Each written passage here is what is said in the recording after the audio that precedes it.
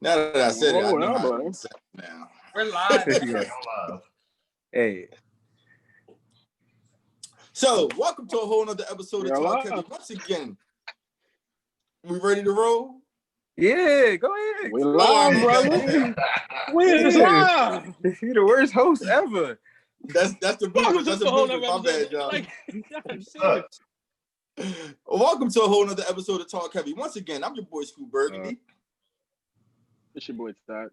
Just call me Mira. It's Scotty. It's V. And it's VZF. Yes, and today we have a very special guest coming in just a minute. The one and only, first out the limo. The one and only Mr. Everywhere. The one and only life changer. The unofficial Charlie mayor Mack of Philly is coming through. You know what I'm saying? Yeah, the mayor of Philly, the unofficial mayor of Philly. You know what I'm saying? Charlie Mack is coming through. You know what I mean? We got a full show for y'all. We're going to talk about our forever first lady, Michelle Obama, giving her speech at the Why is she DNC our forever last first night. lady? Don't cut him off. You hating already. Just saying, like as if Melania Trump is not our president. First lady right now. What's going on? Milano. Go ahead, talk to me. I said. He said Mika Milano. Melania. Milano's the president? What? No, I'm just saying. Talk heavy, Todd. So she gave a speech at the DNC. I just don't understand why she had to do a speech at the DNC. I'm done with the Obamas. I feel like they served their time. I'm done with the Obamas. That's all. I don't dislike the Obamas. I'm just done with them. You sound like you hating, Todd. You sound like a hater. You sound like a bona fide hater. Hating on what? On the Obamas. They relevant, they successful, they set their kids up and all that. They still got political act. That's cute. They still have political power. Even I'm still waiting for you to tell me what. I'm saying they still have. They still have political power, despite their presidency being over. So even though she's a former first lady, Obama's a former president, they're still very, very relevant in today's atmosphere. And that's undeniable. And so that's cute. But anyway, either way though. Enough with the riff. We get your point. You're overselling it. We gotta welcome our guest now. We gotta welcome our guest. Come on now. Yes, sir. It was getting heavy. We was talking about Michelle Obama's speech at the DNC. I didn't see it yet. You didn't see it yet? Yeah, I'm not really a political person, but I do know we need to vote for Biden and Harris ticket. You know what I mean? That's about it. It's the lesser of two evils. We gotta get Agent Orange out the building. Period. That's it. That's it. Period. Point blank. That's really. Let's be clear. We gotta get him out of there. Let's be clear. He got to go. Him and that horrible rug he got on his head. Why would y'all want anybody represent y'all like that? Because he don't represent me. That horrible rug that he wears is embarrassing. It's not it. It's embarrassing. Anybody listen, and I want to say this too. Anyone that don't vote, you voted for Donald Trump. Just so y'all know, be clear. Because I don't mess with Biden. I don't mess with Kamala Harris. Okay, if you don't, you stay home and you don't vote. You voted for Donald Trump. Just know that. Be clear about that. I want y'all to be clear about what that is. That you voted for Donald Trump if you stayed home. Period. So your vote matters. Get out of there. Get out there and vote. Don't complain if you ain't gonna do nothing. Ain't that the truth? Okay. He came in off rip. Them jokers trying to get you back to. They trying to get us back to Yazza. Listen, I'm telling you right now. It ain't going down with me. I'm gonna be Harriet Tubman meets Nat Turner out this joint. You know what I'm saying? I'll be Nat Tubman out this joint. Trust me. I'm telling you right now on everything I love. I'm telling you, y'all got to sing a song to say goodbye at my joint because I'm out of here. I'm gonna take a few people with me. I'll tell you that. That's for sure. And I ain't taking no vaccine either, by the way. So why we here? So why we here? Why we here? You're not taking the vaccine? No, I'm not doing that. Okay. Period. No vaccine. I'm not taking no vaccine. That's that. So no introduction needed because he came in talking heavy. You know what I'm saying? The life That's what I do, Mr. TalkHvy. Call me Mr. TalkHvy. Mr. TalkHvy. For the day. Typically, I'm the life changer. I'm the big brother. But right now, because we on TalkHvy, call me Mr. TalkHvy. Oh, okay. Mr. TalkHvy is in the building. The first stop the limo is in the building. Mr. Everywhere is in the building. the one and only Charlie Mack, man. Welcome to the show today. Yeah. Welcome. Salute to all you amazing young, amazing, gifted young brothers and sisters. Welcome. I mean, again, thank you for allowing me to come on your platform and just whatever it is that I can offer. You know what I mean? You know, whatever I can offer. You know what I mean? You know. We appreciate it. We appreciate it. So we always like to ask our guests from the beginning. How you feeling today, man? I am blessed by the best and highly favored, almost shame, sir. And you all? I'm great. I'm feeling good. Doing great. Be good. I'm great. Like I'm that. wonderful. Blessed by the best. I am good. She's good, duh. Good duh. Good, duh. I'm good, duh, too. So for the people who don't know, who is Charlie Mack? Because we know you as the manager. You know, you was involved with Meek Mill, Boys to Men, Scoop, and the Contraband. You know what I mean? Our very own. Shout out to Scoop.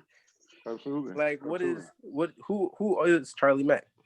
It's interesting that you say that because I've just completed my book, and the irony of it, you just let everybody know the name of the book. That's the name of the book.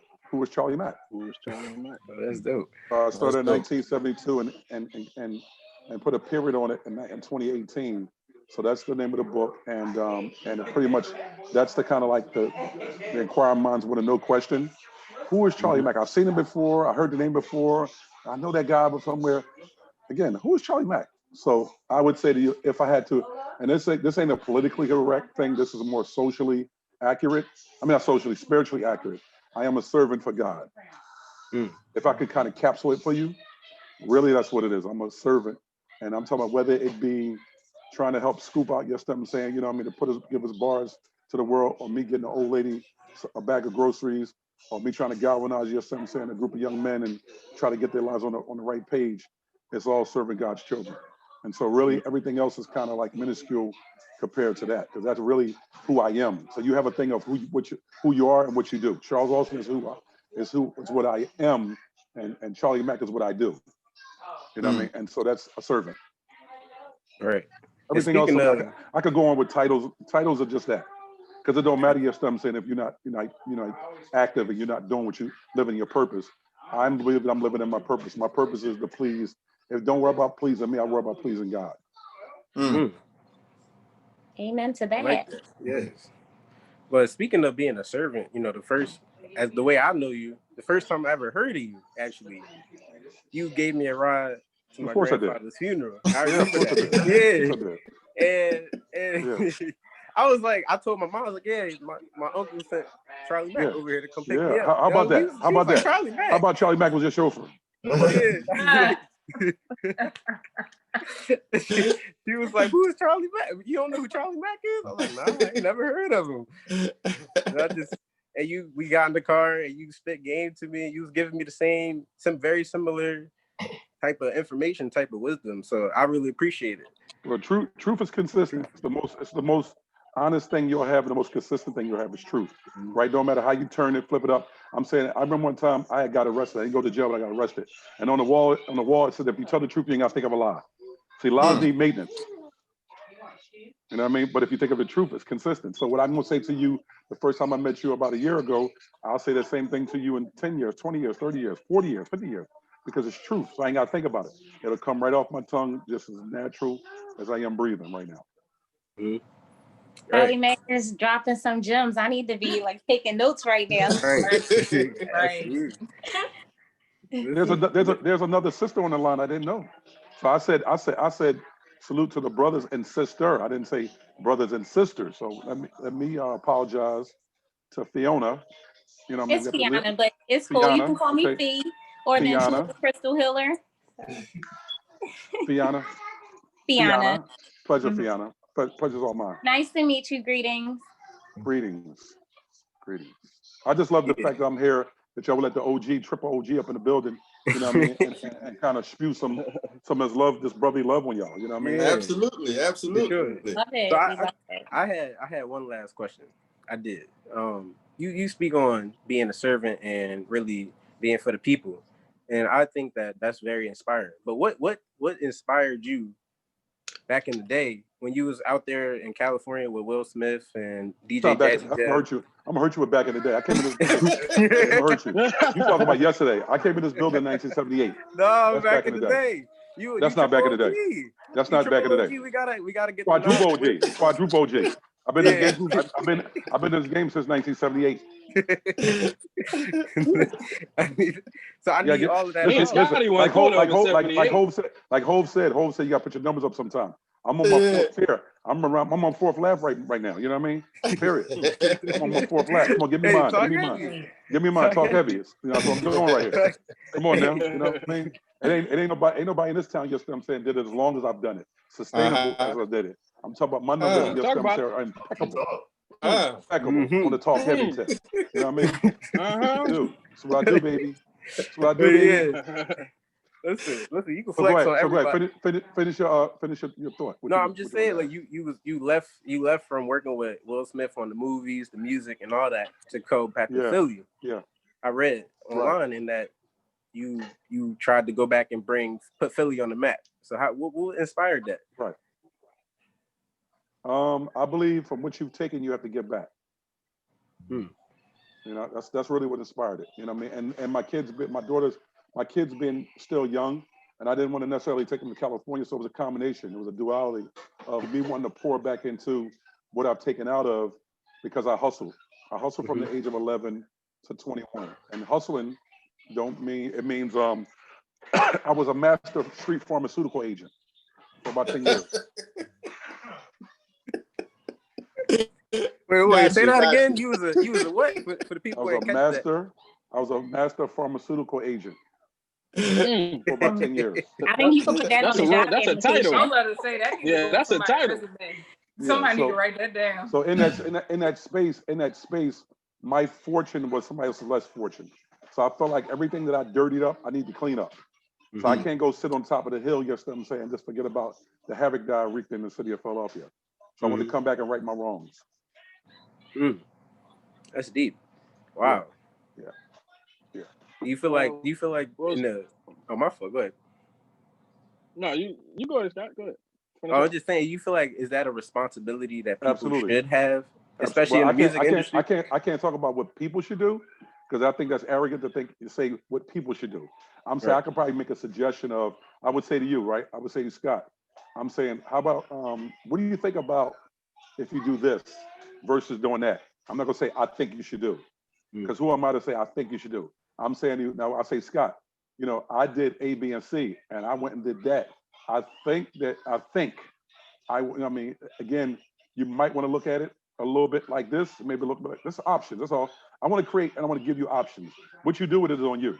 It's your own sole decision. And again, because your life is authentically your life. Your walk is your walk. We don't walk the same walk. Right? That's what brings balance in the universe. You know what I mean? That's what creates the yin and the yang. You can't be me, and God didn't give you my life, nor did he give me your life.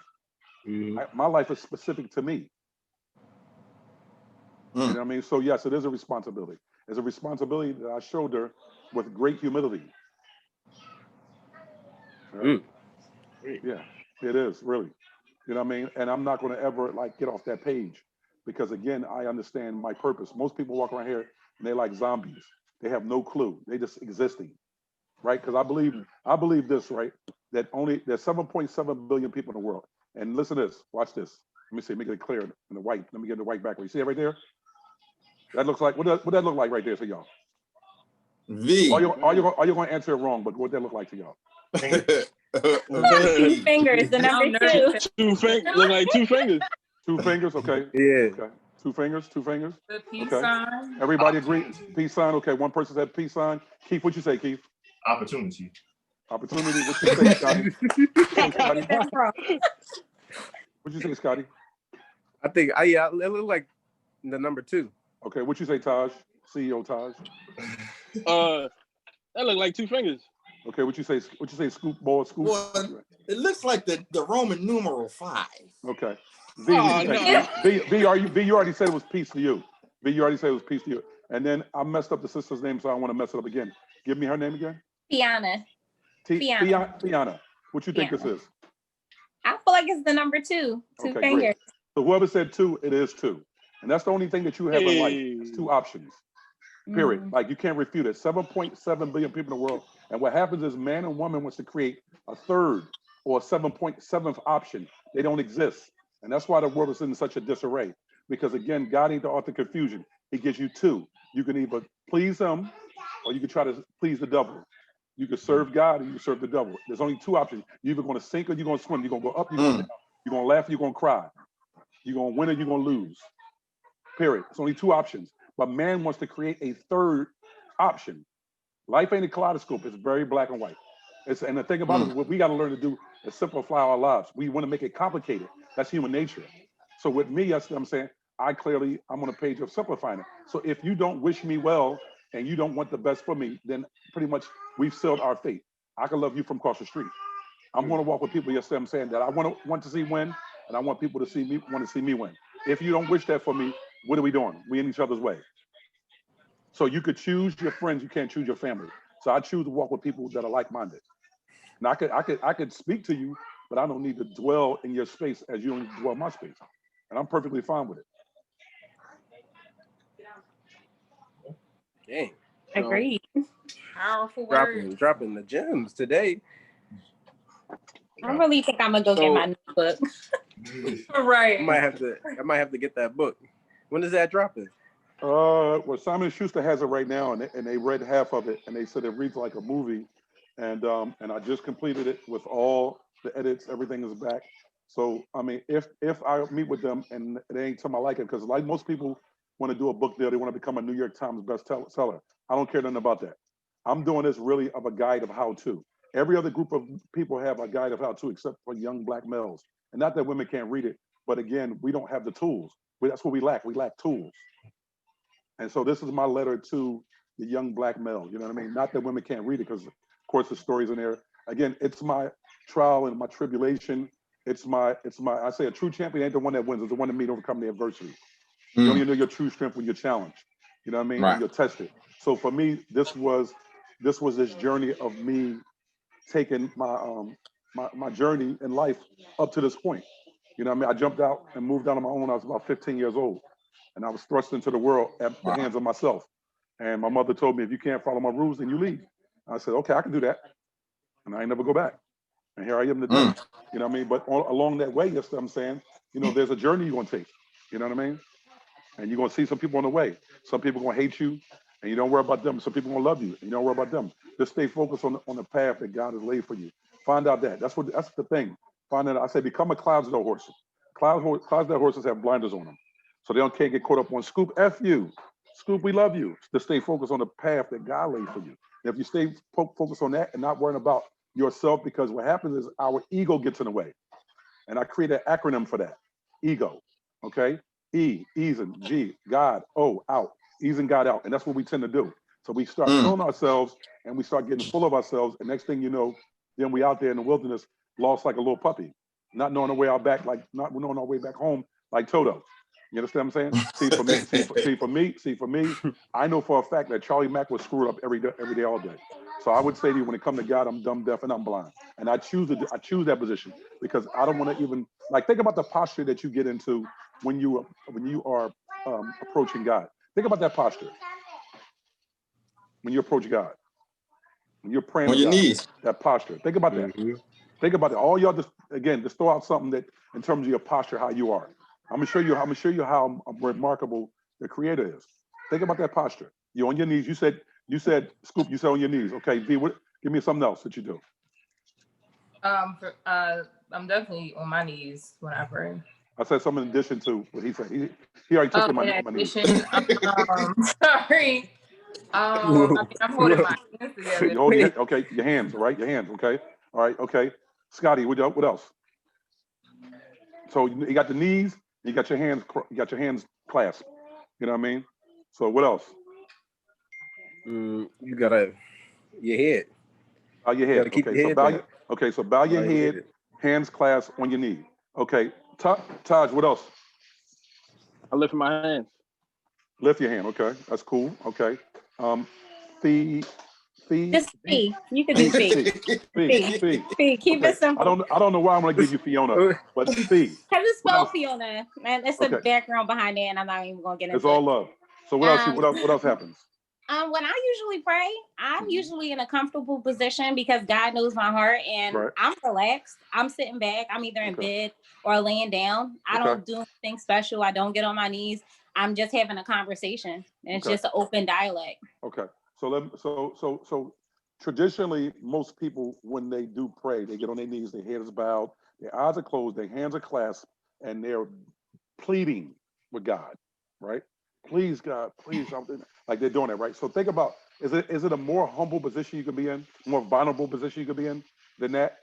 Absolutely not. So think about that position. What harm could you be to anybody?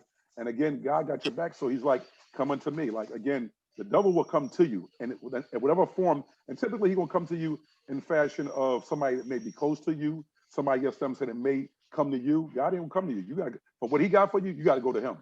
And and he's arrogant and he's cocky, period. And he's selfish. You can't even associate anything with him. Because what he got for you, and when he do it, you can't give it to nobody else. But like, thank God. Thank God. But we only really do that when we get in trouble. We don't give him the glory. Yes, I'm saying we give it to him when we're in trouble. Oh my God.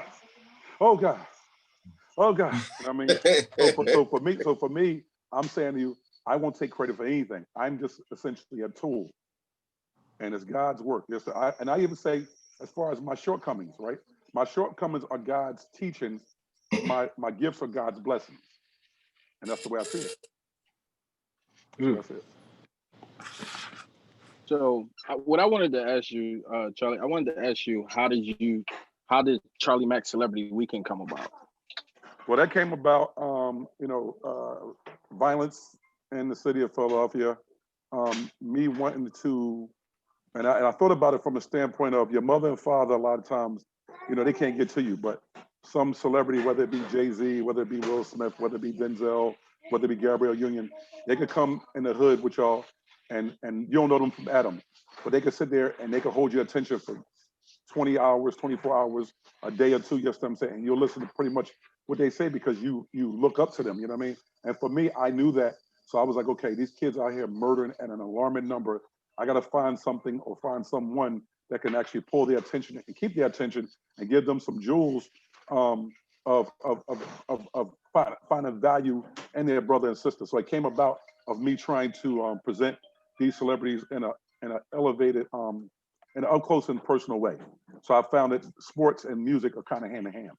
You know what I mean? Which again, that kind of is the thing that kind of raises us and kind of that's something that is kind of magnetic draw for us as individuals, as people. You know what I mean? Young people, we love music, we love sports. So I said, okay, I'm going to galvanize a group of people that in a way of 30 or 40. So one person might not get you, but at least the 29th person might get you. You might like Gabrielle, and Keith might like Nia Long. And then Scoop might like, you know what I'm saying, Big Daddy Kane. And then V might like, you know what I'm saying, Common. So I'm gonna bring 40 or 50 celebrities to try to, if nothing else, to try to give you some type of words of encouragement, some direction that you may listen to them in the way you might listen to your mother and father. So that's how it came about. Real quick, Todd, before you go in next, because we talked about this before. It was a conversation about the Cardi B and Meg song, WAP, and they were saying we're not your role models. We're not role models. So could you speak on the responsibility of celebrities, or should they have that responsibility on them, as what you said, to guide the youth? I think that is an individual kind of thing, charge you got to put on yourself. I'm not going to say that it's their responsibility, because again, I'm saying that once again, that's an arrogant statement. All they ever wanted to do when they signed up was to do their music. They didn't say they wanted to be, I'm saying, a community activist or leader. I'm saying what happens is with celebrity comes the expectation of you have to be this. You know what I mean? It's like, that's an individual kind of charge that you put on yourself. I'm saying for me, I know that people reached their arms to me and looked out for me. So I feel a sense of responsibility of my own individual self, but I would never put that on anybody. I may ask them for their assistance, but I just know that I'm saying that's a heavy load to carry, to say I'm going to be a role model. That's heavy. That's heavy. It's heavy. Yeah, it's a lot. It you know what I mean? Like, it's a lot. You know what I mean? I just wanted to rap. That's all. I just wanted to sing. Right. So, yeah, I just wouldn't do that. I wouldn't do that. I wouldn't say it's your responsibility, because it's not. But I'm saying, if you put that charge on yourself, that's admirable. I look to that and I admire that. But that's really your own journey. So you're a man of many hats, and you also have had your hands in movies as well, like ATL and Streets and Canal Street, Brotherly Love. So how did you transition? I wouldn't say transition because you were already in the business, but get to a place to where you wanted to get into film when you were already in music and everything like that? It happened by default because, of course, I left Philadelphia in 1997, and I always was very much so music. Music was like totally kind of, this was in my DNA, right? And then working with Will, I got it because I was working with him with the biggest and the most successful producers, actors, studios, writers, everybody at the height of their field. So I was learning it by default because I was there. So it kind of like it didn't, and I'm mad at myself to a degree because while I was sitting in that seat, I kind of picked it up just as a sponge, but it wasn't really my thing. I still was in the music the whole time I was with Will. I only really got into it, film and television, when I left and came back to Philadelphia, which I'm kicking myself in the head because I'd have been light years ahead of it. Because again, the likes of a Jerry Bruckheimer, I know him. The likes of a Michael Mann, I know him. The likes of a Michael Bay, I know him. Tony Scott, I know them. You see what I'm saying? These are friends of mine, but I didn't take advantage of it. Kiva Goldsman that wrote Beautiful Mind and that wrote I Am Legend. These are friends of mine. You know what I mean? And I didn't take advantage of it while I was sitting in that seat. And I can only imagine if I had taken advantage of it, where I would be, yes, I'm saying, in that space. But again, I mean, the thing about it is that you could do music inside of television and film. And I didn't realize that at the time. I was just totally blinded by, I want to do music. I want to do music. And I want to get back to Philadelphia and make a change. And I want to go ahead and put my town on the map. But I could have did all that like I'm doing right now. I could put music in the television and film. So I do have a kick myself in the head moment. I do have that. Easy. So my question will be it would kind of be geared to like people who are starting a business or wanting to follow their dreams. What advice would you give to someone who is trying to chase their dreams, or like what should they do, or is there a process that you took before you took that leap to go to California and chase your dreams? Yeah, I think you got to be clear about what your objective is, right? Because that's about at the end of the day, it's about bottom line. What's your bottom line? What are you trying to achieve, right? And everything starts with 1, right? So what happens is, again, people want to start with 10. No, you can't do 10 things at one time. Line them up 1 through 10. And then you find out, I'm saying, the thing that you feel like, I'm saying, that you feel like you can give your all in all to, like you could just totally kind of again, Clydesdale horse it and totally put the blinders on and focus. Like you got to have, I'm talking about like unrelenting focus. And again, I'm saying the universe will naturally get out of your way. It'll naturally get out of your way. What happens is people get freaked out and they panic and they fall to their wayside. But if you've seen anyone that's been successful, they have to have laser focus, unrelenting, dialed in discipline. And if you don't have that, you know what I'm saying, then it ain't nothing nobody can be able to do for you. Because anybody that succeeded on a level, that's what they had. They had I'm talking about like, you couldn't do anything. You couldn't do anything if you tried to get them off of their path. And everybody that's successful in the world, there's a commonality with those people. You know what I mean? So whether it's Ali, whether it's Michael Jordan, whether it's Will Smith, whether it's Gabrielle Union, whether it's Beyonce, they all have a similarity, a willingness to die before they give up. So you gotta be willing. You gotta be willing to go to literally to death for what you believe that you could offer to the world. And what happens is people love the idea of success. They don't want to work for it. True. You think there should be a balance between that type of? It gotta be balanced. It gotta be balanced in everything, right? It has to be a balance in everything because too much of anything is a sin. But again, you got to be extreme to the left. as you are extreme to the right.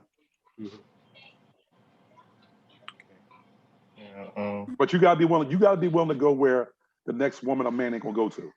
If the next woman or man is working 10 hours, then you gotta work 14 hours. If he's working 16 hours, you gotta work 17 hours. In the corporate world, you know what I'm saying? The best thing you could do is align yourself with the most elevated person in that business. Because they have theirs. You trying to get yours. So being in a situation where you're looking at them in an adversarial way don't benefit you. They got their check. Their check clearing. You trying to get the check. But you're gonna sit there and be, counterproductive. You're gonna be there disrupting, the machine. No, you gotta work again. The universe evolves 360 degrees. You couldn't change it if you wanted to. It's going to evolve 360 degrees. So your best bet is to go with the flow. Go with the current, so it can work with you and not work against you. Okay. You ever ran up an escalator backwards? Yeah. Sounds dangerous. Right? I actually have. Versus you getting on the escalator that's going down in the direction you're going down or going up. The flow is freer. It's more smoother. It's light. You know what I'm saying? And that's how life is. You know what I mean? Don't be here, yes, I'm saying, trying to go against the escalator. Period. Because there's one going down and one going up. You just lazy. You don't want to walk around to the other side. And that's the problem, right? Back to what I'm saying to you about people love the idea of the thing. They don't want to work for the thing. And that's the difference between, I say to all people all the time, what's the difference between a winner and a loser? You know what it is? Is anybody around the room? A winner and a loser? Does anybody know? Let's talk about two conditioned, well-trained athletes. They do the same sport.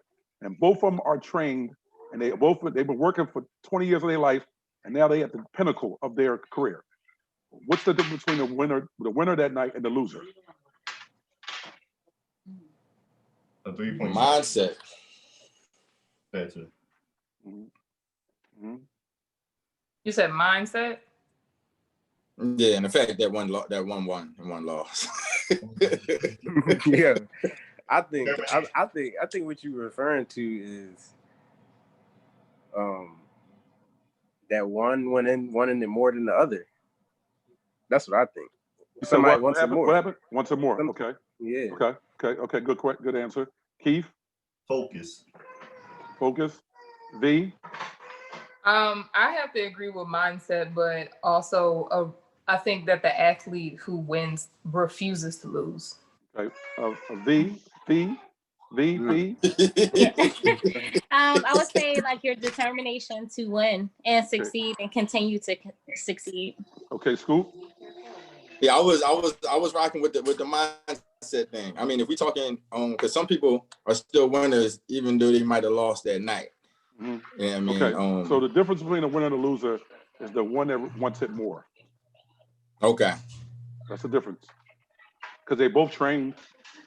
What's the difference between, again, when you think about Kobe and Michael Jordan playing in the game, they're both supreme athletes. It's just the one that desires it much more than the next one. Period. They both trained, they're both prepared, they're both winners, you know what I'm saying? But somebody's gonna lose and somebody's gonna win. It's the one that's able to dig down deeper than the next one and desires it and not willing to let it go. Because you'll see moments. I'm saying, let me tell you something about life, y'all. And I'm telling y'all this, and pay attention. That life has defining moments. A defining moment that will make your life. Okay? So it's like when Ali fought Sonny Liston, right? Or George Foreman. The world said that George Foreman was going to kill Ali. And then what Ali did, the defining moment was when he hit him with the overhand right and knocked him down. It's one moment. When Will running down the street with his shirt off for Independence Day. That's a defining moment. Yeah. You understand what I'm saying? That's what life is about. You know what I mean? You like, man, I was just zoning that night. You know what I'm saying? Kobe scores 81 points. He was zoning. I would like to ask real quick, could you give us a defining moment in your life? Like one of those moments where you're like, wow. It was when I disconnected with the streets. When I said that's it. Okay. Because I thought I could do nothing else but be in the streets. Good. When I was able to actually say, I'm done. Do you feel like that really changed the course of your life? The whole trajectory of my life. Wow. Now, did you have something in place when you said you were done, or you just walked away from the streets like cold turkey? No, I was offered. I was offered an opportunity to work with Jeff and Will. Okay. Yeah. But again, they was only making $1,500 a show. So I was making $35 when I was bringing home the bake-in. Right. So it really wasn't much to you, but you saw the opportunity. No, God gave me an opportunity to make a decision, because that's what you got, right? You have the opportunity. You got two decisions. You're either going to make the right decision, you're going to make the wrong decision. But you're going to be presented. We all have the same 24 hours in a day. Period. LeBron don't have a better 24 hours than you do. Right. We don't have a better, I'm saying y'all all are provided 24 hours. Because if you look at Steve Jobs got tons of money, but where's Steve Jobs at right now? He don't have the 24 hours that y'all afforded. He's dead. Right. But he was dead. Great. Okay. So y'all really are doing, I guess, quote unquote, I ain't gonna say better, but you've been extended another day at pushing the restart button. Right. So what happens is people say in the land of the living. Yeah, people will make it about the money. It ain't about money. It's about giving me the opportunity to see another day. This is not your right. It's not your right. It's a blessing. I say it's arrogant to think the next second belongs to you. Do what you got to do right now. Right? I say you have to be in time, with time, number 5, out of time, because you're fall subject to the time. Time don't belong to you. You're not the father of time. So if you're not the father of time, then you can't abuse it the way you want to abuse it. You can appreciate it. And I tell my kids, you can utilize me, you can't use me. It's a difference. So that's the way you need to govern your life. I'm saying people can utilize yourself, but they should never let nobody use you.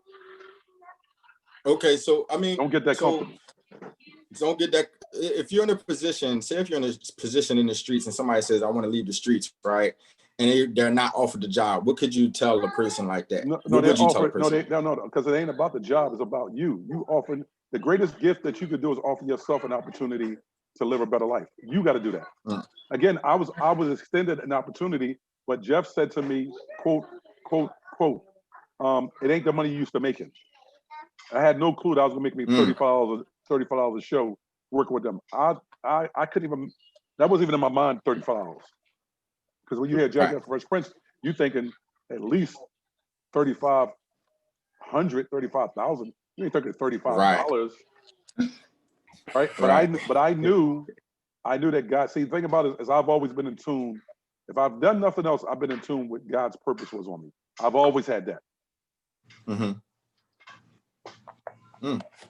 I've always been tuned. I've always been in tune when God is talking to me.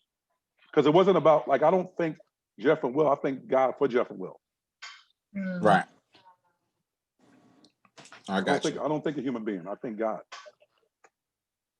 But right to piggyback off what Scoop was saying, I wanted to ask you, what do you say for guys who want to leave the streets but aren't offered the opportunities? I just said that. I just said it. No, it was like. Did you go to the bathroom? Did you go to the bathroom real quick? You took a bathroom break real quick? It was a fan question specifically sent to me that they wanted to. Right, but I answered that. I answered that specific question. I said that you have to give yourself the opportunity. It ain't about the thing. It's never ever about the thing. It's about your commitment to yourself. You have to make the biggest investment in you. Period. Because I'm gonna tell you something about human nature. If you don't believe it and you're not gonna invest in you, then why would I? If you don't see value in you, why would I? Right. It starts again. Watch this, the man in the mirror, right? The man in the mirror. It starts at home. Charity starts at home. You have to see value in you. I can't see value in you that you don't see yourself. Absolutely. Yeah. So don't have the, I'm saying only on the way I'm gonna do it if, because again, as I stated to you, they clearly said, because I was making money at the time when Jeff and Will came to me, but they said, we think we're going to go around the world and we believe that we're going to do something special. It's not the money you used to making, but it's an opportunity to see the world. Okay, cool. And I was knee deep, as Biggie said, knee deep in the crack game at that point in time. Knee deep. Right. Period. Now, before you left, did you already have money stacked up, or you just took that leap of faith? I didn't even take a leap of faith. I prayed to God, and that's what He led me to. Okay. You know what I mean? Period. You know what I mean? I listen. That's faith. You gotta live. You can't. Listen. You gotta be listening. You gotta be looking out. What is it that God wants you to hear? What do He want you to do? And if you stand in your way, you know what I'm saying, that's the problem. Most people can't get out their own way. I feel like you've been teaching this a lot today. I feel like your teacher Charlie. But like, no. Listen. My IG show is called the Brotherly Love Session. Right. That's what we having. It's a teachable moment, but I'm really sharing with my brothers and sisters. And in Islam or Muslim, we're taught you want for your brother, in this case, brother and sister, what you want for yourself. So for me, I'm not your brother if I got information I don't share. So we're sharing. That's all we're doing. We're sharing. What they say about sharing? Sharing is caring. Sharing is caring, baby. Come on, man. I just hope you use some more modern references. You got all these old head references. The triple OG status is really showing. You Toto from Wizard of Oz? Quadruple OG. Quadruple OG. Come on, be respectful. Be respectful. Listen, we be respectful, young. You dropping the knot. We need some more modern references. No, you don't. You need them. You need them. I don't need them. Listen, hey Scotty, let me give you a piece. I've been where you've been. You got to try to get where I'm at. That part. Talk heavy. Talk heavy. Listen, I respect it all, but we don't know who Toto is. There's no but. There's no but. Listen, that's not even the card, because it was all respect from jump. I'm just, No. Listen, I don't take it nowhere near as disrespect. I'm just giving you factual. I've been where you said it. When you sitting there right there, I already been there. Already did that. You know what I mean? Mm-hmm. You only wish that you can get to the seat, and that's not being, again, arrogant or anything. I'm saying it's not your right. Mm-hmm. It's a blessing. Like, it's not your right. Like, it's not your right. Period. Point blank. Listen to me. I stayed in bed on my 21st birthday because I didn't believe I was gonna make it to 21. I stayed in my bed. Mm-hmm. Now I'm barking on 55. God willing, I'll make it to see it. I didn't think I was gonna make it to 21.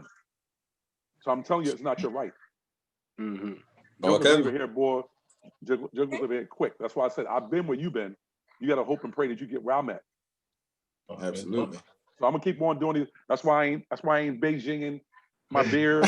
I ain't coming with the inkwell. I'm saying this side right here represents the years I've been living. This side right here represents all my brothers not here. So I'm gonna keep this gray. Yes, I'm saying, because guess what?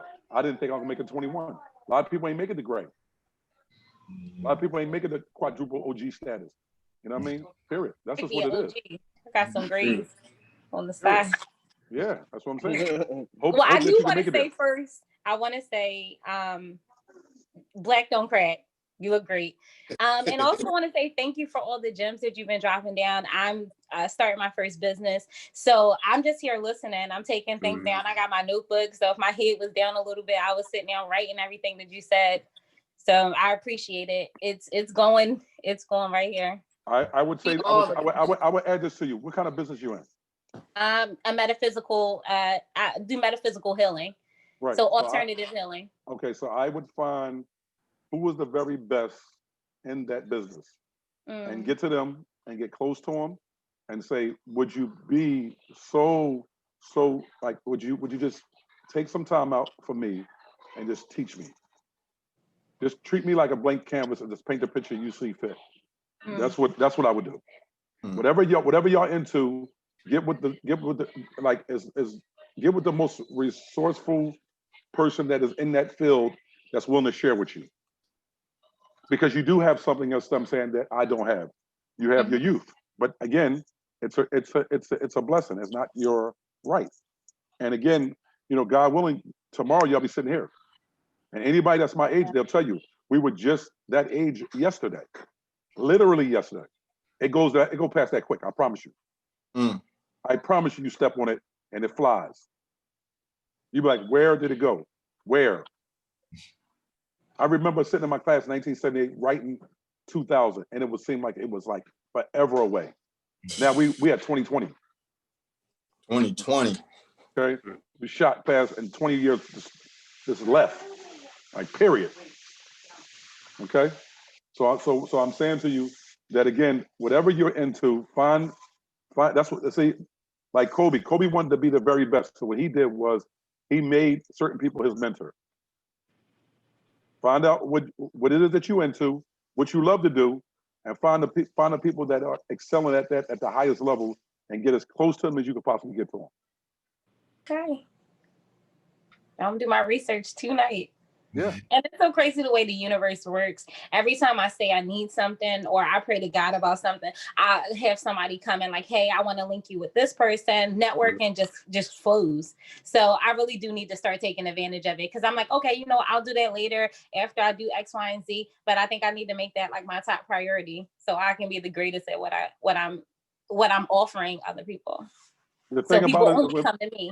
Yeah, the thing about it is when people say, oh, that's crazy. The reality of it, as I stated to you a little while ago, the universe naturally wants to move out of your way. It naturally wants to move out of your way, but you have to apply the pressure. Period. So if you apply the pressure, then you will never say that it's crazy, because you've earned it. It's like you going to school for 12 years. They say, we're going to give you a diploma. No, I've earned a diploma. You ain't giving me nothing. Right. I earned that. Ain't nobody giving you it. There's no gimmies in life. Right. Period, point blank. Anything that you have, you want to work for it. I promise you. And you keep it, you're going to have to work hard for the sustain of your life. I promise you. You're not going to, nobody's giving out anything. Nothing. It costs you to come, it costs you to leave. So everything in between going to cost you. I promise you. So, go ahead, Fiji. I don't want to. No. I'm finished. That's all my question. I wanted to say to what Charlie just said, talking to the top person in that field. And speaking of that, I might as well just say it on here. About a year ago, Charlie told me we would have a sit down. And I know you're not avoiding me because you're a busy man, but you know what I'm saying? I actually took that advice that you actually just gave, and I sat down and approached you I think it was about roughly a year ago when I was working a show at Demand Center. And you told me that you would sit down with me. And I don't think you avoid me. Again, you're a busy man. You know what I'm saying? I'm not saying that, but I am just trying to bring it back to your remembrance. Well, I would say to you that one thing about me, right, and again, in my world and in my life, they say give up your life before you give up your word, right? And if I said it, then I'm going to do it. That's the first thing. The second thing is that, yes, I'm saying the unfortunate thing about it is that, yes, I move around pretty much a lot. So it's really your job, and the onus is on you. I'm providing it. Now you got to just, you got to get together. That's all. That's it. Okay. But if I said it, then my word is my bond. Period. I will give him my life before I give him my word. Talk heavy. Talk heavy. Appreciate it. I wanted to ask, what advice would you give us as a podcast, up and coming podcast, to do? Find out what the best podcast is doing. Right? And find out what they're doing. Find out what their niche is. What is it, again, and their audience, and what they're providing. You find out what they're providing, and then you got to think about, okay, what can we provide to kind of enhance what they're doing? Like with me, my brother love session, right? That I do on IG. I know that people don't have the relationships that I have, and they're not, and people don't feel comfortable with them in a way that they feel comfortable with me. So I can ask questions that you couldn't ask LL Cool J. Like I got Bill Bellamy, Guy Torrey, and Godfrey DeMartin. I got LL Cool J on Friday, but I've had a relationship with LL since he's 15 years old. So I know where the body is laid at. So I can ask him things that the other person would know. So what I'm saying to you is that you got to find what can you do that provides information that the next podcast don't, but find out that from the most successful podcasts. What are they doing? That's it. That affects your life too. Right. I also wanted to ask off-topic question. So I heard you name off-top what? Off-topic question. So yeah. I heard you name like 3 basketball players. You look just like your pop too, man. You look just like your pop. Yeah, you ain't more handsome. Listen, you're a way more handsome version of him. I mean, but you look just like your pop. That's my guy, though. That's my guy. Yeah, I heard. He told me to take you down when we got on the podcast. I know, right? I know. but you'll be able to report back to him and say, Dad, he lived another life. Yeah. Charlie Mack lived another. He lived in a whole nother world, whole nother stratosphere. You know, I would want it to, but I'm saying, you know what? I kind of like him, Dad. I kind of like him. And tell your papa I'm gonna take his Beijing next time I see him. Damn. Him and Bishop, just for that. Tell them they both beneath me. Bishop and him, both of the Beijing brothers. Now I want y'all not to do that. Y'all don't get caught up in that. Scoop, Bill, and Keith, don't y'all get caught up in that. Okay? I already started. Scoop, hey, Scoop, listen to me when I tell you this. Your father looks like he's trying to be younger than you. He's really Uncle Ben. He's Frederick Douglass' Uncle Ben. You know what I'm saying? Old fossils, but they think they fooling somebody. They ain't fooling nobody. Listen, OG, I already started. I can't. Come on, Scoop. Come on, Scoop. Yeah, come on, Scoop. Don't do it. Don't do it. Stay in the light. Stay in the light. Come home. But go ahead. What'd you say, Keith? Oh, you named 3 basketball players. I'm gonna take Kobe out the equation because Kobe, rest in peace to Kobe. Kobe's what? I said I was gonna take Kobe out of the equation because rest in peace to the Kobe. Yep. Yeah. But I wanted to ask, who's the greatest? Michael Jordan. No, wrong. Not even a thought. LeBron James. Go ahead. What question would you ask? The greatest basketball player of all time. I just said it. What are you talking about? I don't know what you're talking about. I wanted you to say LeBron, and I know what you wanted. I know what people at hell want ice water. They ain't getting it. Look, we got 2 options. We got 2 options. Let me say something to you. Yeah, I'm glad you said that. Let me say something to you, bro. LeBron, I love LeBron. Mm-hmm. I love him for all the things that he does. I don't love the fact that he's trying to lie to us. The fact that a person will lie to you and try to make you believe he have a hairline and he don't, that's a problem, okay? What I would say to you is LeBron need to do a transfer from this here. He need to do a transfer from here to here. Take his own follicles and put it on top of the head. Like I'm saying, the fact that he does that is a problem for me. Yes, Michael Jordan was going bald and he cut it off. He cut it off. Beard transplant. He kept it all the way funky. Period, point blank, right? On top of it, yes, I'm saying LeBron has won 2 championships. This is about the Lord of the Rings. This is about, again, he got 3. Highest level. No, he got 2 rings. 3. He got 3, OG. He got 3. Okay, but Michael Jordan got 6. Michael Jordan got 6. Period. Okay. Ain't done yet. MJ got 6. Wait. No, Robert Horry got 8. Robert Horry got 6, I think. I think he got 6. But all right, so we are talking basketball. But you talk about listen. Yeah. You talk about a person that actually, I'm saying, helped out. You talking about a person that did it. Michael Jordan did it. He left and went and played basketball a horrible way and came back. Okay, and won 3 more. Okay, so I'm saying to you again with one team. He won that with one team. Oh man. Okay. LeBron, are you out of your mind? Listen, how we get into this, yo? You started. You asked. But you started. Did you really think for a minute I was gonna say LeBron James? Did you really think that? I was hoping so. Well, guess what? Again, listen. There was a guy named Jesse Jackson. He ran for presidency, and guess what his slogan was? Keep hope alive. That earlier. Okay, you go be a campaign manager. You go be a campaign manager. Keep hope alive. Okay, because it ain't gonna happen. LeBron is not gonna be better than Michael Jordan. Won the next 3, he the GOAT. Yeah, when he won. Hell no. Michael Jordan won him 6 years. Michael Jordan won him. He went every time he went. He won the championship. Every time. He lost. Facts. That is facts. Yeah. Every time he went, facts. You know what? Okay. All right, but we talking basketball and championship. Don't save him. I'm on him. Because I want to ask about my Sixers. I never saw my Sixers win a championship. We got to get. I did. You saw. I never witnessed it. And we gotta get rid of Brett Bum Brown. We gotta get rid of him. He's a bum. Anybody with a Boston accent is already all wrong for us. All wrong. He don't even like a winner. The team don't respect him. They don't believe him. I completely agree. As long as Brett Brown is at the helm, and we gotta break up Joel and Ben Simmons. We gotta let one of them go. That hurt me with that. We need you in there giving speeches to the players. We need a monster. We don't have a monster. We got players. We don't have a monster. We need a monster. Period. Yeah. Don't hurt your heart, because guess what? Your heart gonna be hurting a lot. Keep getting X'd out, because we gonna lose the ball. We're about to lose to Boston, right?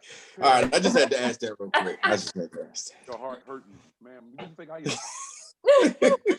I'm in pain. I'm stressed over here. Listen, I'm stressed. So, my question, I guess, is back on topic. Just while like listening to all the gems that you dropped today, and just your mind and just, you know, witnessing you right now, it's just, I'm so impressed when I come across people like you within the industry, because everyone knows how hectic this industry is. And somehow you were able to, you know, get through that and still work through and still be a servant of God and keep your mind at a certain mindset. And so my question is, can you describe to us and to the listeners, because I'm sure this would be very helpful to a lot of people, but describe like during your journey in the industry, because you already described when you were 11 to 21 being a master of, what was it, pharmaceutical? Pharmaceutical. Was that the title? Master pharmaceutical agent. So during, you know, the launch of your career and once you hit your highs, what were your lows and how were you able to overcome them and come back to your spiritual being? Real simple, what you just said, my spiritual being, right? So you understand, there's a saying, a mindset that I live by. Don't let your success go to your head, don't let your failure go to your heart, right? A true champion ain't the one that wins. A true champion is the one that meet and overcome the adversity. You're going to be tried. You only know your true strength when you're challenged. So if you know that you're conditioned, then again, relax, right? As they say, this too shall pass. So you got to understand that we operate in 4 seasons, right? And if you live long enough, it ain't gonna just stay winter, okay? It's gonna go from winter to spring to summer, but don't get excited in the summer if you live long enough, because guess what? Fall's gonna come and then winter time gonna come again. So you have to be able to function in all 4 seasons.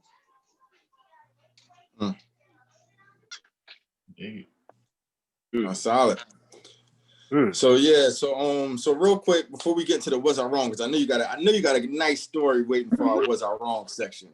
But I know you had a lot of moments in the industry, like you've been there for a lot of iconic moments that's just been going on over the years. What is a moment that you look at that just stands out in your mind, like, dang, I was actually there for that, or I actually witnessed that?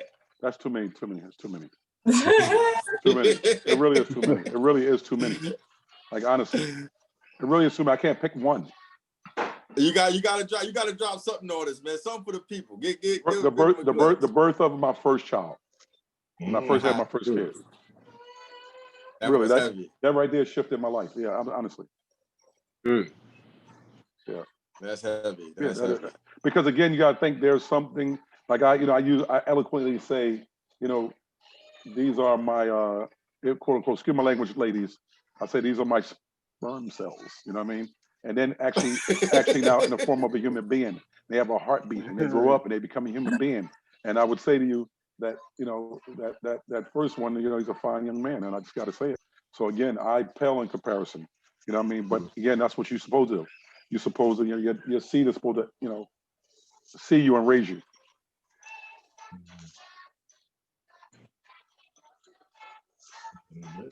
That's amazing. Yeah, that I was expecting you to say something about some celebrity, but that's dope, man. Yeah, with the parent role. And one more thing. Actually, looking at the news, I saw that your daughter has a shirt out right now.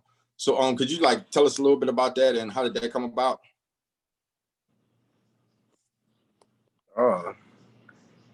We love.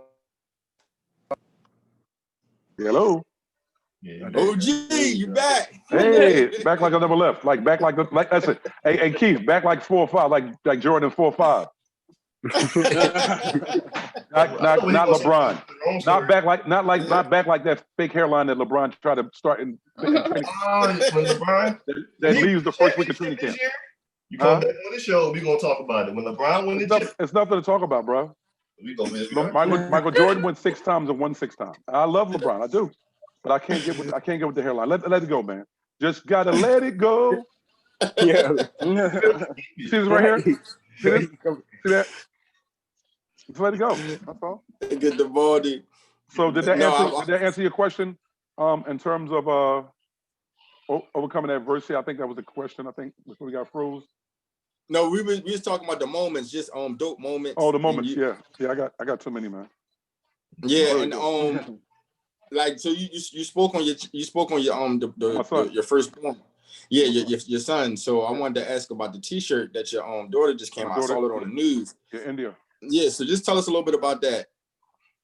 India, and I always talk to her. You know, they have a saying of the children are the future, right? And children today have much more access to information than we had yesterday, right?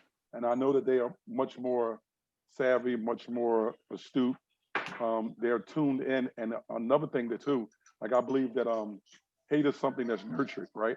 And they're growing up, you know, kids are growing up today in human race, not necessarily black, white, yellow, brown. They're growing up, you know what I mean? You know, when we was growing up, you know what I mean? It's like, okay, white folks was here, Hispanics was here, Asians was here, black people here. Today, it's a melting pot. They all party together, they go to school together. That's their brother and sister.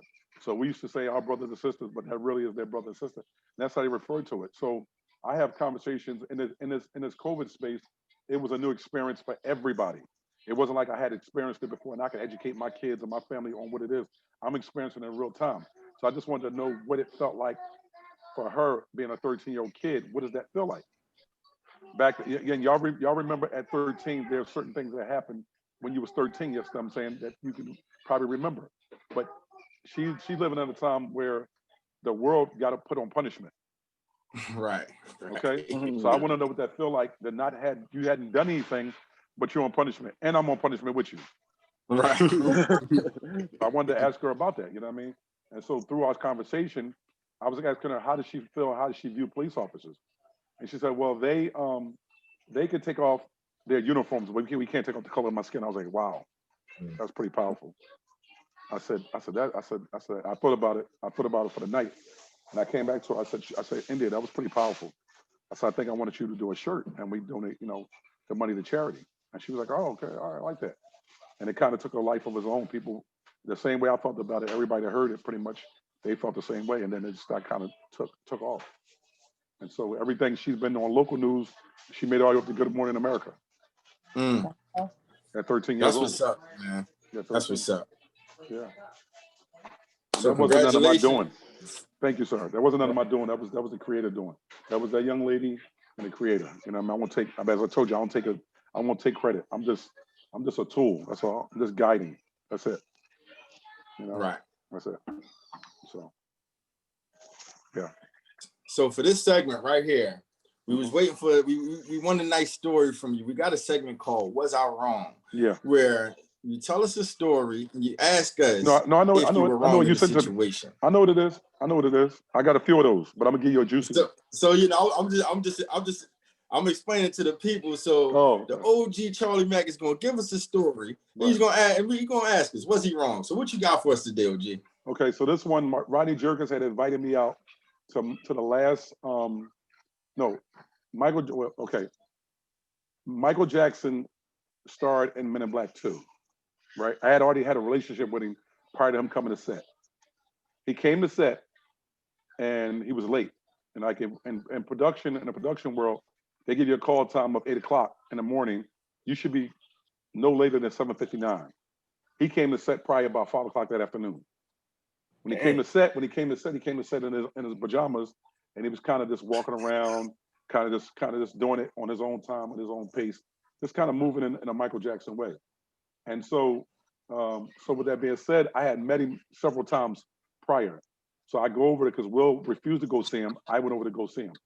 When I go over to see him, I knock on his door. He lets me come in his trailer, and he asked me to take off this bracelet off his wrist, and he asked me to hold it. And he said, it's $1 million bracelet. Now, me being Charlie Mack from Southwest Philadelphia, South Philly, I'm from the hood. I was thinking about taking off with the bracelet. Was I wrong?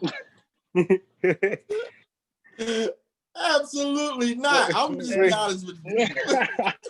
$1 million in the hand. If you think it's that sweet that you gonna put $1 million bracelet in my hand, you don't know me really from Adam, and I'm from the hood. Are you crazy?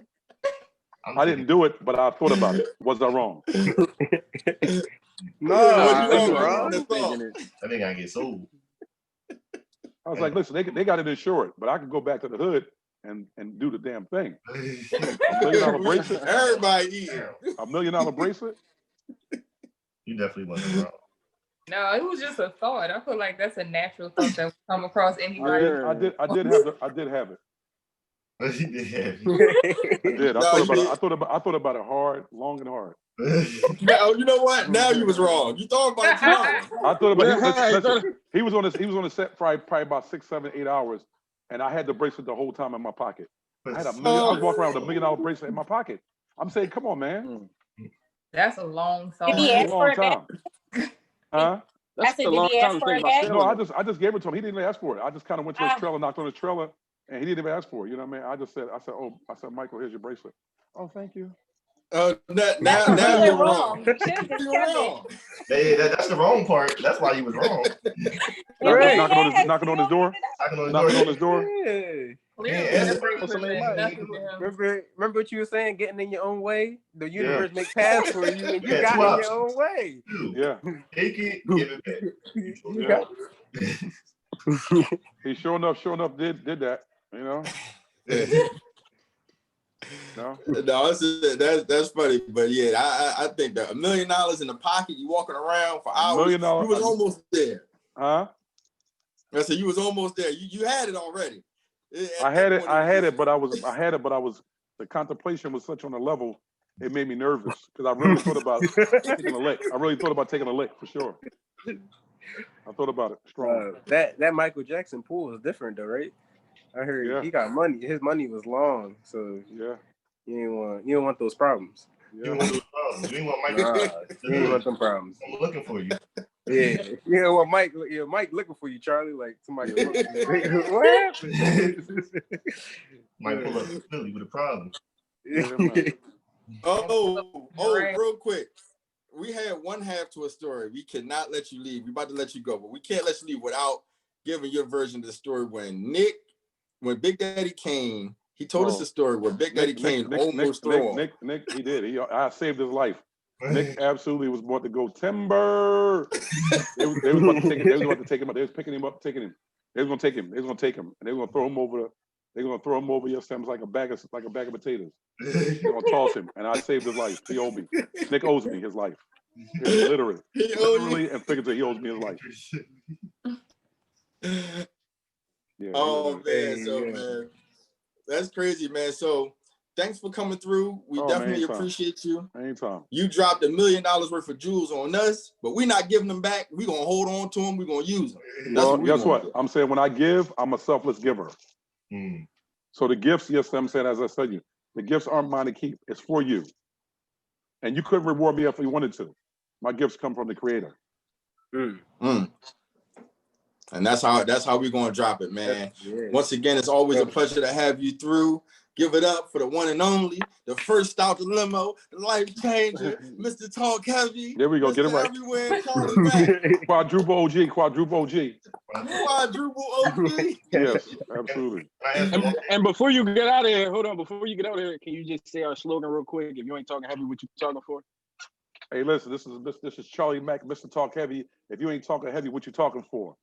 Hey. That's what that. We appreciate you for coming out and supporting us, for real. Hey, listen, I am humbled, and appreciative that y'all would see this old guy yesterday as something that's worthy of being in your podcast. You know what I mean? I must have did something already in my life. You know what I mean? And y'all must have felt sorry for me. We need to give him some attention. Whichever one, I take it all. I take it all. All right. I take it all. Y'all be blessed. You be blessed too. Charlie. It was an honor. Thank you. Peace and love and peace. I wish you peace and always brotherly love. Yes. All right, y'all. All right. So, after that interview, we have the one and only rematch coming up for TalkHvy Court. But before the rematch, we have a word from our sponsors. This is TalkHvy, brought to you by TalkHvy. That's TalkHvy. You can find all things under TalkHvy on YouTube, Facebook, Instagram, and Twitter. And Feezy, tell them about your crystal business and your incense business, and tell them about the chakras. Tell them about all of that good stuff that you got going on. So August 8th, I'll launch my metaphysical business. If you don't know what metaphysical healing is, it's healing from within, connecting your mind, your body, and spirit so that they're in alignment, they're balanced, and they're in harmony. So I use crystals. I have some crystals right here. So this is a green aventurine rough crystal. And they just elevate your vibrations so that you're vibrating on the level of whatever you want to achieve. If you want to achieve positivity, prosperity, I have a crystal for that. Also have a curated blend of incense. The most popular one is the Rest and Receive. Rest and Receive. I kind of curated that slogan, Rest and Receive, because in order for you to receive, you have to be in a rested state for the universe to like pour back into you. So I have those. I have my hand tied sage. I don't have it with me, but and I'm also doing distant Reiki healing, which heals your chakras. And when everything is in alignment, you just flow so smoothly. And also when you do know that like you have a chakra that's unbalanced or not aligned, it manifests in different ways, like headaches, insomnia, depression, digestion problems. You might have like some type of sexual dysfunction problem. So my crystals and the Reiki healing help to elevate those moods. So I can be found on social media as the Intuitive Crystal Healer. I call myself the Intuitive Crystal Healer because I intuitively listen to your needs to give you the best crystal or to give you the best healing guide. So that's it. I know. T-shirts. Well, let me. So you helping with sexual dysfunction? Is that the word you use? I got a crystal dysfunction. For that. You got crystal. Yes. It's a red jasper crystal. Is it called the Marvin Gaye sexual healing crystal? Listen, I'm not providing any sexual healing, but I will provide you a sexual healing that will heal your sexuality. Okay. In case y'all didn't know, I say, in case y'all didn't know, she's the reason why Keith was on a spiritual journey. He's been using the word manifestation a lot. It makes me sick. I don't understand. I don't really know who this guy is. He got a haircut now. Like it's just a lot. Y'all better get with him. Y'all better get on that level of elevation, elevating your spirit, your mind. This is a little easy. Hey, so listen. Go ahead. Listen to TalkHvy. Get some toxicity in your life. Then you flush it all out with the crystals, and then you sit back and sip and spill with V. Huh? Hey. Y'all doing Sip and Spill, where we sip on tea while spilling the tea on dating and relationships. You can find us at www.sipandspills.com. And there we go. Now, all the nice stuff is over. Wait. We gotta make a confession because we was called out this week. Rigging the last court. This is the first time we've been called out on rigging the last court. They said we picked our TalkHvy member for a reason, and this is why we're doing a rematch. Who is they? Listen, don't you question when people say that. I agree with the people. The upper management has told us, and all our viewers has told us that you really lost. He did lose. Tell them I should be undefeated right now. And get this work. He did not win that argument. Listen. V about to get this work today, and then you can tell them to come next week and get the work. You feel me? Because they want to keep anonymous. What's up with the anonymous stuff? You want to be anonymous? You don't want to talk about it. It's want to say you lost. This is TalkHvy, not Talk Quiet. What is you? We talking heavy. My fault. I was going to give it back. We don't hide identity. You see how you lost fans? No respect. No respect. That's why they ain't vote for you. I ain't got no respect. Listen. I said that's how you talk to your fans. That's why they ain't talk. That's why they ain't vote for you. That's why they ain't vote. They talk about it's rigged, and I'm not. I'm just. They said we rigged. Come on here and get this smoke. It was rigged. You know you didn't win that. Me and Scoop got yelled at constantly by people. How could you pick Scotty? He didn't win. And then for the people who don't know, I was the only smart one. For the people who don't know, the argument was basically the representation of a black woman being vice president if she was to become the first vice president. And Todd said it don't mean shit, and y'all voted for it. So basically, everybody except Taj and me felt like a black woman being vice president. That's what I'm saying. What did Charlie Mack just say? So I just want y'all to know that's what TalkHvy stands on black women. Listen, Scott, you're using the gems wrong. You're using the gems wrong. Get out of here. You're lost. No. Listen. Charlie Mack said, go get some healing. Go get some healing. Charlie Mack ain't here no more. Listen, Todd, shut up. Todd. You in a dimly lit room. You look creepy. Shut up, Todd. First of all, Scott, your beard ain't shaped up. No.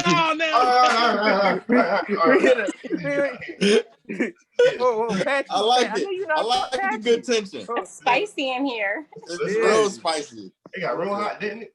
But listen, we ain't forget about Daphne. What Daphne did to you. It was her joke. Let her live it.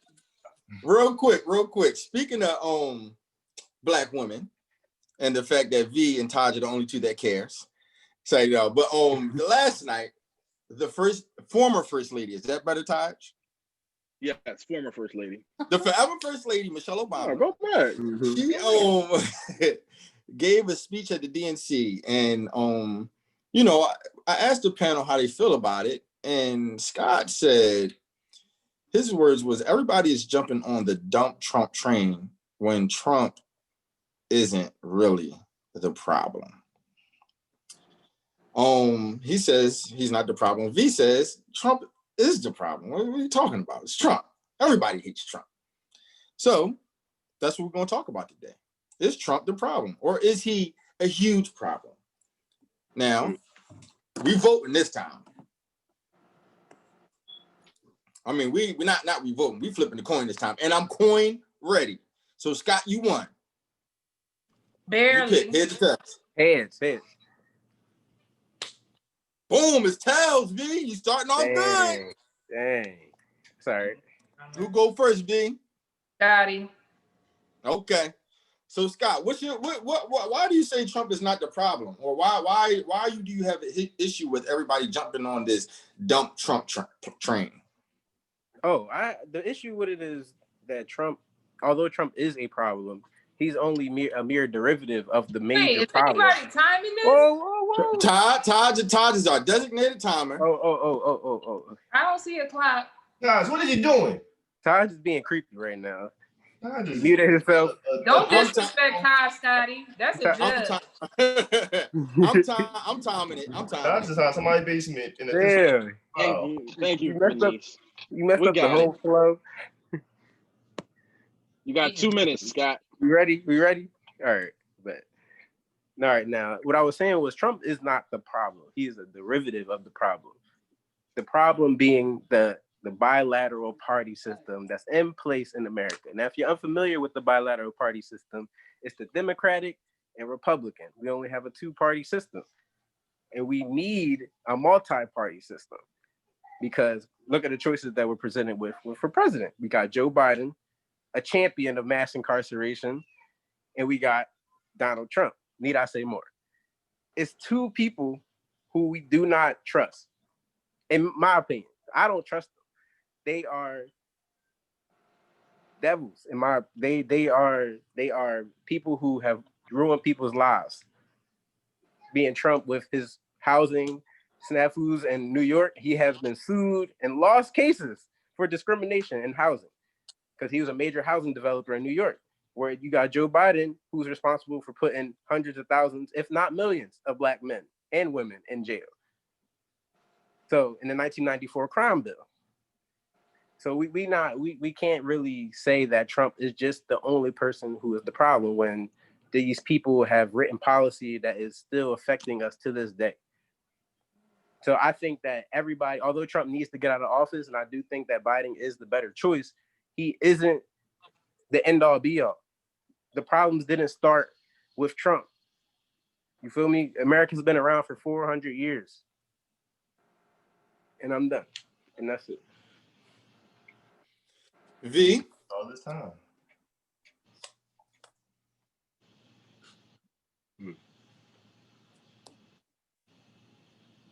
Okay, so I agree with your points. However, I think that for you to just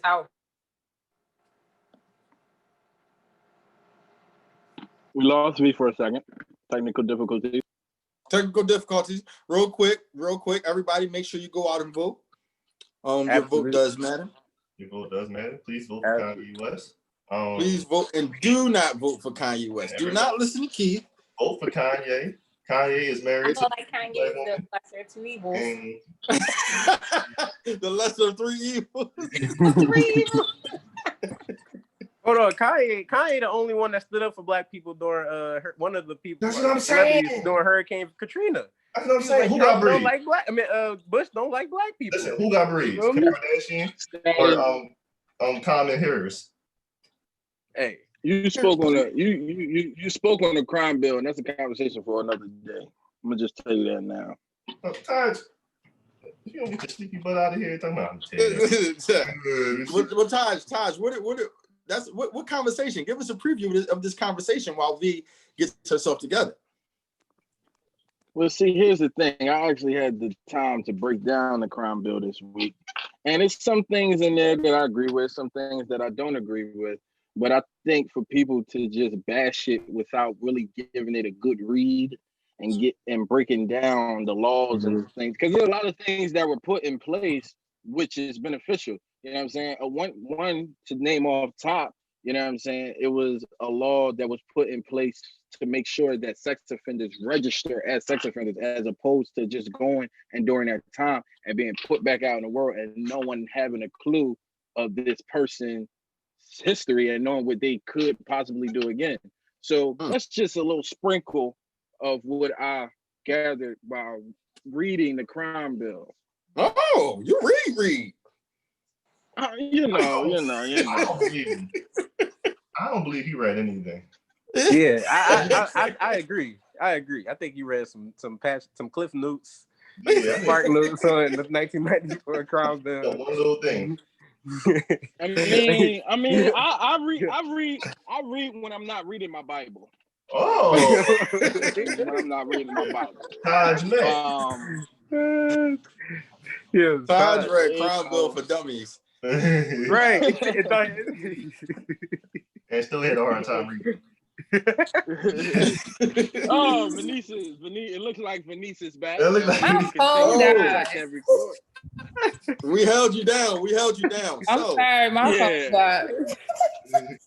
It's all right. We all right. We gonna keep the show moving. We ain't missing a step. So we right at you, and you were speaking on how Trump is the problem, or you was giving your rebuttal to Scott's point. So Scott, Todd, you got the time? You ready? Boom. Let's go. Okay, boom. So as I was saying, I agree with the premise of your argument and the points that you made. However, I think that it's extremely problematic and just I'll just stick with problematic to just say that Donald Trump is not the issue, because yes, the United States has its problems, and yes, so those problems were there before he came to office. However, him as the leader he put a spotlight on the problems and the problematic people in this country. Prior to him running for president, the KKK was not running around with their white coats on proudly. And then during his campaign, you see them marching around capitals. I used to live in Harrisburg, the capital of PA, and they literally were having marches around there all the time. So prior to him, they weren't even comfortable enough to come outside in their suits. So I think that's just not right, because he is an issue, and he also has a voice, and he's also the leader of this country. And you also have to look at this from a global perspective. Globally, people do not respect us. Globally, people immediately think that we're bigots, we're racist, we're violent, and we're all the things that he stands for and all the negative things in this country, because he is the president and we, the people, voted him there. So I do believe that he's problematic. I do think that he is the issue right now. Like, yes, all those issues that you're saying are valid. And yes, this country is built off of certain things, but he is the issue right now, and we need to get him out of office. I like the heat. I like how you came in. You was ready. Come on, Scott. What you got for us? And came in and gave it to I mean, and came back like she never left. Listen, come on, Taj. 1 minute. 1 minute. Where's the time? I'm ready to go in. You know what I'm saying? The globalization, that you so eloquently alluded to, did not start or begin with Trump. The bad reputation of America did not begin with Trump. When you go back to World War I, World War II, the Vietnam, we dropped nukes on countries. We went through Jim Crow, Reconstruction, slavery. We're one of the last countries to give up slavery in the modern world, quote unquote. So to say that America didn't build and earn its reputation will be a ridiculous notion. We earned that reputation hundreds of years ago, through hundreds of years. So to think that this one man is the person that is the enforcer of this is nonsensical. I think he is a product of it. And I do think that people are feeling that now with the access of social media and all that. And I think those two things just coincide at the same time. You done. Give me my time. Give me my time. Give her time. She's waiting. She's itching. Come on, Todd. So, okay. For one, yes, America did all of those things. However, was it not the leadership that made those decisions? Like, I don't get how. Okay, one, when Barack Obama was president, he built relationships with a lot of countries, and he built, just connections that we no longer have because they do not like Donald Trump. For me, somebody who travels the world, I remember even going to Europe and people would literally like throw stuff at me when they would know I was an American because of Donald Trump, and they would yell his name while saying it. So for you to say that, yes, America has that reputation, but Donald Trump is a huge part of the right now in it. And people can see the adjustments that we made based off of the leadership that we have. But clearly the leadership that we have is somebody who loves to push terrible narratives of this country and put them at the forefront. I'm done. Whew. All right. Once again, it was hot. Y'all both came with some good points, so we're going to judge in this order. Taj, Feezy, me, then Keith. Let me first start off by saying, I'm gonna just keep it plain and simple. I'm not gonna do too much talking. I side with Venice. Okay. And that's that. Feezy. I'm siding with Venice. Like, she made valid points, and I do agree that Trump is the ringleader. Like, I've experienced racism, but not on the scale that I'm experiencing it now, because people are more vocal. They feel like they can because our leader is doing things so like in your face. So I'm siding with V. I feel like he is the problem. Very problematic. Okay. He needs some chakra healing. That's what he needs. He does. He needs a lot more chakra healing than I can give him. He may need to drink some bleach. Then he tell people to drink bleach or Clorox. He may need to heal with that. No. So I know last week I went with Scott. Listening to you guys' arguments, it was very compelling. Both of you guys had compelling arguments. Yes, the country had problems, and yes, Trump is a big problem. But this week, I think I'm going to side with Scott again. Only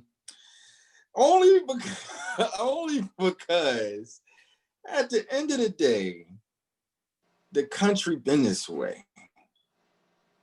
So I'm not looking at Trump and saying he's the problem. Listen, all of these racists, they've been here, they've been living here, they ain't just drop out the sky. So I'm going with Scott. And I don't want to hear nothing about it. Keith, you up. The comments is kind of split down the middle. But one thing happens when your phone overheats. It cuts off and it dies. Because Scotty was saying, smoke it, V. Get off phone. It probably her phone down. I ain't never seen somebody get in court and make somebody's phone die. Scotty, if I could shake your hand right now, I would. What you doing? I'm not even listening. It's all these people in the comments. Scotty, don't even look at it because you did that thing, man. You came in there and you made great points. If the world wasn't a bad place, Trump wouldn't be president.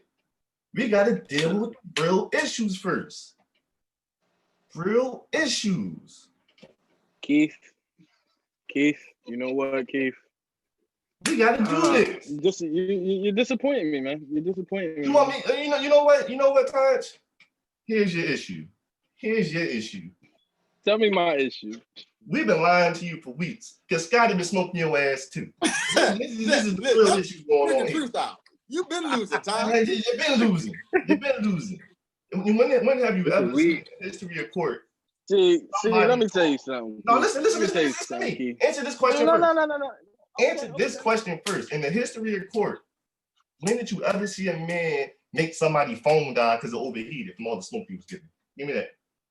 Oh my goodness. Answer that question for me, Todd. Come on, give it to me. I died because it was a technical difficulty. Yeah. And her phone went Technically, Scotty That's made it simple as that. Scotty wasn't sending no goddamn smoke. He wasn't sending no alarms. He wasn't sending no sirens. He was just talking a whole bunch of gibbery stuff and was saying a bunch of big ass words that I don't understand. It's smoke emojis going on in the comments, Todd. I don't care what you're saying to me. So this is the thing. You know what, bro? Are we at a dead tie? We are at a tie. So the comments. Matter of fact, was our silent guest listening, bro? Yeah, he was. He said Scotty. Give me a tiebreaker. He said Scotty. Oh man, Scotty, you ain't. Wait, I'm gonna go through the comments. Bro is siding with Scotty, but he said there are no sides in court. There ain't no sides in court. Let me go through the comments. We got Amber saying V. We got our sponsor saying V. We got Big Scott saying Scotty. Yeah. We got Jab saying Scotty. I think I already said Keith said Scotty. Somebody else said V. I think it was 3 and 3. I think it's tied in the comments too, to be honest with you. You know what? Let's just give it to V. That's how I feel. Why are we just giving it to V? Because I should have won last week. Why you just giving it to V? Why are we giving it to V? Yeah, you know what? Like we know what? We're flipping the coin. No. Flip the coin. No. Host. It's a tie. When you tie in basketball, there's no tie in court. There's no tie in court. No tie in court. It can't be a mistrial. A mistrial. No, it's not a mistrial. It's not the jury is not dead. Ain't no mistrial. We flipping this coin one more time. Earl said we filing for an appeal. Cause I know y'all ain't ready for 30 more seconds. Y'all ain't ready for 30 more seconds. So who, me? Oh no, I'm prepared because I heard what Fee said. I got something to say about what she said. V, you ready for 30 more? Go for it. Go ahead, Scott. Do it. Where's my time? I need the time. Let me see it. You got a half a minute. All right. So I think that we're looking at it from a superficial perspective, right? Oh, there's more people that's racist because of Trump. Trump is forcing people to be racist. But no, Trump is not forcing people to be racist. We're just only now waking up to the racism that's there because last time I remember when Obama was in office, they discredited this man's humanity because he was a black man. Compare his wife to a gorilla. Tom, go ahead. That's. I ain't gonna lie, I don't know. You got half a minute. Lost me a little bit. So in reference to that, yes, there were issues in this country, and yes, there were racists, there were all of these things, but again, Trump gave them a platform where they had a voice so that they could have a broader audience and speak at a larger and more powerful move.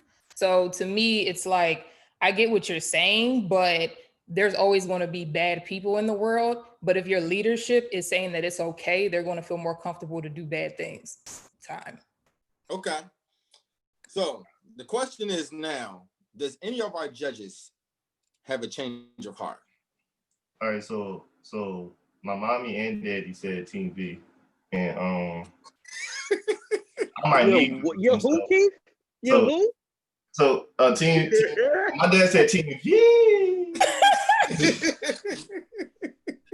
So if he's a smart man. If my mommy and daddy say Team V, then I guess I have to still go with Scotty. I knew both the kick rocks. Both they don't know nothing. We got 1, 2, 3. We got 3 Team V's. Well, V1, man. We just give it to V. Let's give it. But you know what? I can't change my heart, man. My heart is set on V. I'll be honest with you, man. Due to the final round, the sudden death, I might have to change my pick because Scott, you stuttered. You did stutter. Once you stuttered, it was over. Oh, you start bringing up stuff that ain't V came in hot. Oh, yeah, you was like, you came in the third round talking about something. They called Michelle Obama monkey. But V said the same exact shit. We don't remember. We talking about round 3. Round 3. Listen. It was round 3. Don't argue with the judge. But I think I might have a change of heart only because of the last round. V came through so eloquently just to explain to us that when the leader thinks a certain way, it's different. So yes, I think I've changed slightly, and V has the edge. Listen. You're not even a real judge, Scoop. You got a t-shirt on. I'm the only one with a white t-shirt on with a cap on, Scoop. You're not a real judge, Scoop. Whoa. Disrespect the judge. You're going to disrespect my hair? We're going to Wine Garden, this weekend. Because So Scott, that's enough talking. Now the winner, V. Keith, give her the interview. So V, though I don't agree, how does it feel to come back in court and win?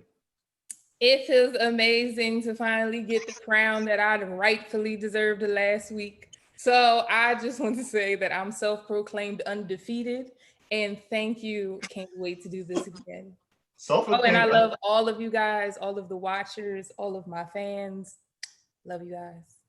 I'm taking my vote back. Self-proclaimed. This is y'all. This is who y'all want. This is who y'all want. You're right, Scott. Y'all want. Wait, Scott, I'm doing my interview. You actually won the pageant. That high school beauty pageant. I'm sorry, I was a pageant queen. Thank you very much. You got a problem with it? This pageant queen can go hood real quick. Don't try me. What's good? Oh, it was good. I already smoked you today. I already smoked you today. Okay. No, you didn't. You lost. Did you not hear? I'm not trying to make you. This don't need to be that. Okay. TalkHvy, B. Go ahead. Anyway, back to my eloquent speech. What were you saying? Now that you have came back and won, self-proclaimed, undefeated, would you ever take on Scotty again, or are you looking for a new challenger? I mean, I prefer a new challenger because why go back? But if Scotty feels the need to redeem himself, I will entertain the argument. Now, if you had an ideal opponent, who would it be?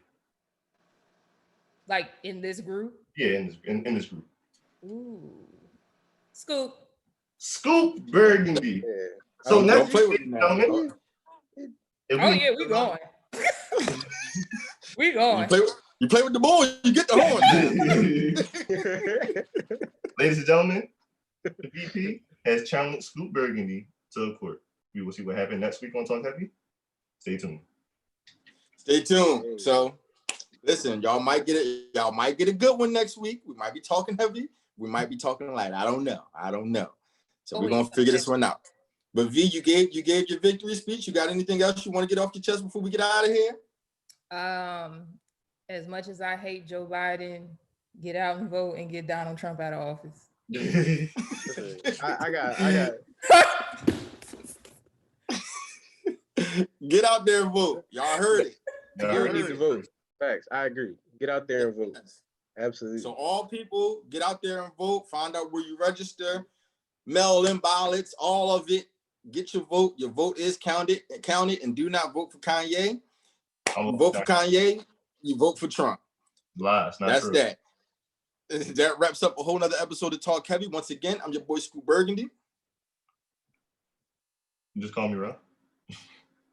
Hey, Scotty. Come on, Todd. You supposed to pick second, yo. I think Todd. Todd, what's up? Listen, once again, I'm your boy Scoop Burgundy. We can't hear you. We can't hear you, Todd. We can't hear you, man. Todd's looking fine. Yeah. Once again, I'm your boy Scoop Burgundy. It's your boy Todd. It's your boy Key. We got Scott in the building. Yeah. Listen, this is ridiculous. Fee, it's always a pleasure for Fee to come through. OG Talk Heavy. Make sure y'all holler at her. He supposed to be CEO Todd. She's messing up. Yeah, what's going on? And guess what? Until next time. All right.